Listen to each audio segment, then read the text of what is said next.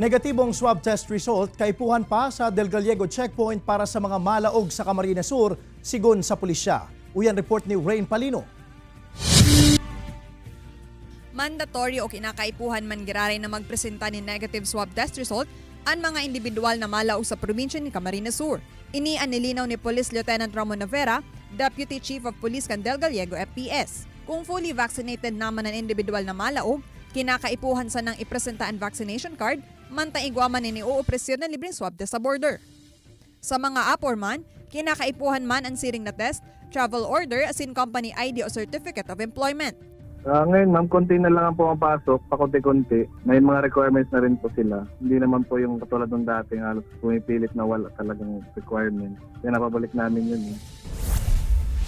Sa Camarines Norte naman, planong ilaog sa sangguniang panlalawigan ang urulay sa pagkakaigwa ng third party na laboratory na nagkukondisyon ng rapid antigen testing sa provincial border kan probinsya. Alagad sigun ki First District Board Member Dr. Walter Randolph Halgalado, deima nag-agi sa konseho kan sanggunian ang pag-review as in approval.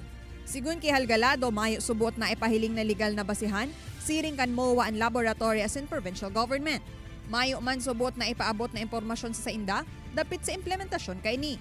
Bigtaawang doon pa kan opisyal na may kakayanan ng Provincial Health Office na magkondisir ng testing na mas barato as in pwede pang maging libre kung tatagamahan sa nainin pondo. At siguradong kayang-kaya po ng probinsya. Nakautang nga po tayo ng halos 1 bilyong piso para sa wharf at para sa convention center. Mano naman na pong yan po ay maging tulong natin sa mga nangangailating mga pabayan. Ini si Rain Palino, Balitang Bicolandia.